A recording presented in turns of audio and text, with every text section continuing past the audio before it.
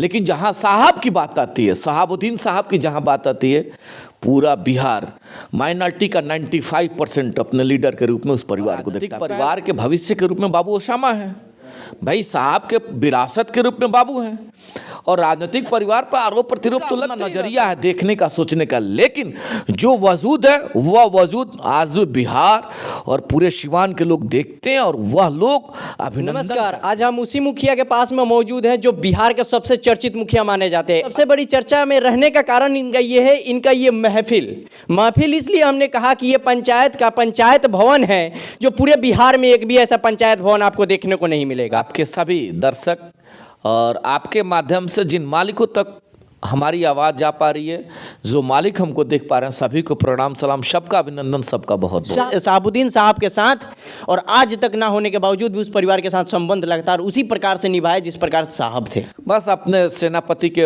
प्रति थोड़ा सा सजगता से आदमी रहता है, जिस वजह से आप जैसे साथियों का प्यार हमें मिल रहा है, पूरा बिहार के मालिकों का प्यार मिल रहा है। जो आप प्यार हमें दे रहे हैं वहीं बिहार के मालिकों का प्यार है। इसके बाद का आपका सवाल था कि बाबू ओसामा पे आरोप, देखिए ये नेचर कहता है कि जहाँ दिन है वहाँ रात है, तो वो राजनीतिक परिवार है और राजनीतिक परिवार के भविष्य के रूप में बाबू ओसामा है, भाई साहब के विरासत के रूप में बाबू हैं, और राजनीतिक परिवार पर आरोप प्रत्यारोप तो लगते ही रहता है। उनका अपना नजरिया है देखने का, सोचने का, लेकिन जो वजूद है वह वजूद आज बिहार और पूरे सिवान के लोग देखते हैं और वह लोग अभिनंदन करते हैं। ये तो राजनीतिक परिवार पर आरोप प्रत्यारोप लगते रहता है और बिहार के भविष्य के रूप में आरोप लगाने वाले लोग लगाएंगे।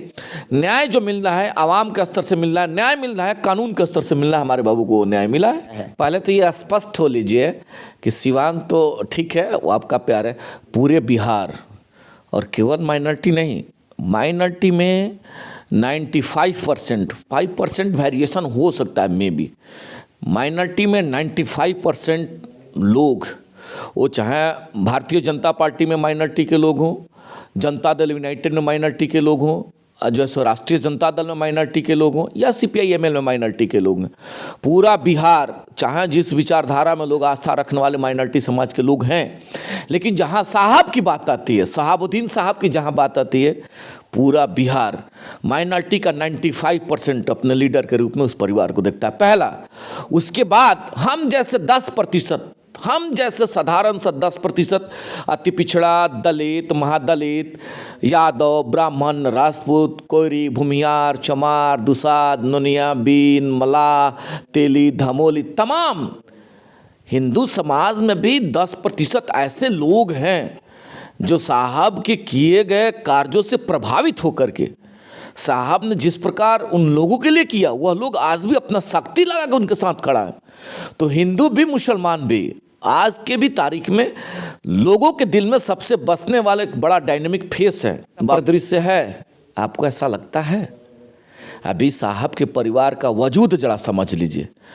आदरणीय हैना साहब कभी भी किसी कार्यक्रम में निकलती हैं, आज के भी डेट में, चाहे गोपालगंज जाना हो, बेतिया जाना हो, मोतिहारी जाना हो, दरभंगा जाना हो, उनके जरा वजूद को समझ लीजिए, पूरा बिहार देख रहा है। आदरणीय हैना साहब ने कभी भी ऐसा नहीं कहा कि आप चलिए, आप आइए, मेरे साथ चलना है, काफिला में चलना है, मीटिंग में चलना है, ऐसा कभी नहीं हुआ।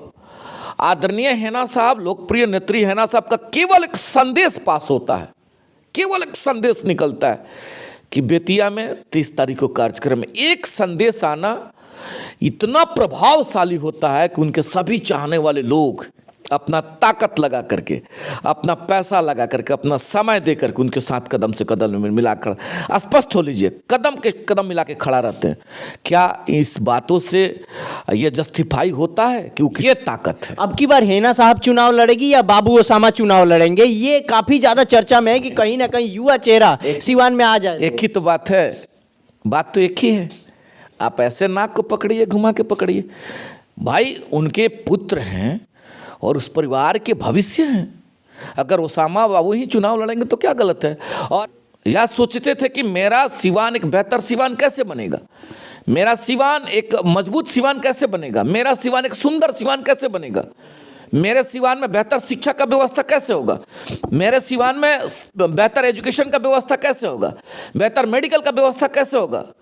तो जो व्यक्ति हर वक्त सिवान के बारे में सोचते थे, जो व्यक्ति हर वक्त बिहार को एक बेहतर बिहार, एक मजबूत बिहार, एक व्यवस्थित बिहार के रूप में जो देखना चाहते थे, उनके जिम्मेवारी को बाबू ओसामा कैरेज कर या हैना साहब कैरेज कर, बात तो एक ही है।